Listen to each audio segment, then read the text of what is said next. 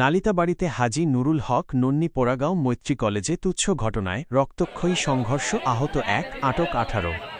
শেরপুরের নালিতাবাড়ি উপজেলার হাজী নুরুল হক নন্নী পোড়াগাঁও মৈত্রী কলেজে তুচ্ছ ঘটনাকে কেন্দ্র করে একাদশ শ্রেণীর ২ পরীক্ষার্থীর মধ্যে বাকবিতণ্ডা ও হাতাহাতির জেরে রক্তক্ষয়ী সংঘর্ষের ঘটনা ঘটেছে।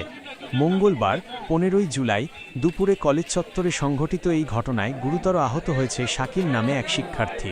পরিস্থিতি নিয়ন্ত্রণে পুলিশ ১৮ জনকে আটক করেছে, যাদের মধ্যে কলেজের শিক্ষার্থী ও বহিরাগত রয়েছে।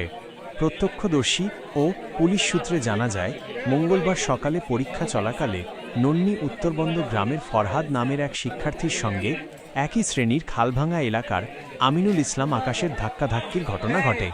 আকাশ বেঞ্চে ধাক্কা খেয়ে আহত হলে উভয়ের মধ্যে উত্তেজনা তৈরি হয়। এক পর্যায়ে ফরহাদের বন্ধু শাকিল বিষয়টির প্রতিবাদ করলে আকাশ কলেজ ছাত্রদলের সভাপতি মোস্তাফিজুর রহমান মুক্তারকে খবর দেন। পরে মুক্তার ও তার অনুসারীরা কলেজে এসে পরিস্থিতি আরও উত্তপ্ত করে তোলে। অভিযোগ রয়েছে, বহিরাগতরা কলেজে প্রবেশ করে শাকিলকে মারধর ও ক্ষুরাঘাত করে।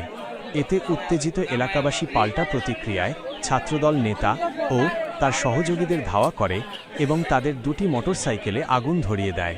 ঘটনার এক পর্যায়ে ছাত্রনেতা ও শিক্ষকরা কলেজের অফিস কক্ষে গিয়ে আশ্রয় নেন এবং সেখানে দীর্ঘক্ষণ অবরুদ্ধ অবস্থায় থাকেন। খবর পেয়ে নালিতাবাড়ি সার্কেলের সহকারী পুলিশ সুপার আফসানা আল আলম ঘটনাস্থলে পৌঁছে স্থানীয় জনপ্রতিনিধিদের সহযোগিতায় বিকেল ৪:৩০টার দিকে পরিস্থিতি নিয়ন্ত্রণে আনেন। সংঘর্ষে আহত শিক্ষার্থী শাকিলকে শেরপুর জেলা সদর হাসপাতালে ভর্তি করা হয়েছে। স্থানীয় ইউপি সদস্য ও বিএনপি নেতা আবদুল্লাহ দাবি করেন, পরীক্ষার সময় স্থানীয় এক শিক্ষার্থীকে শহরের এক শিক্ষার্থী লাথি মারলে প্রতিবাদকারী আরেক শিক্ষার্থীকে মারধর করা হয়। এরপর বহিরাগতদের ডেকে এনে শাকিলকে রক্তাক্ত করা হয়। এটি একটি পরিকল্পিত হামলা, যেখানে শিবিরপন্থী ও রাজনৈতিক প্রভাবশালীরা জড়িত ছিল। সহকারী police super Nalitabari circle Afsana Al Alam বিষয়টি নিশ্চিত করে জানিয়েছেন, বর্তমানে পরিস্থিতি সম্পূর্ণ নিয়ন্ত্রণে রয়েছে। কেউ লিখিত অভিযোগ করলে আইন অনুযায়ী ব্যবস্থা গ্রহণ করা হবে।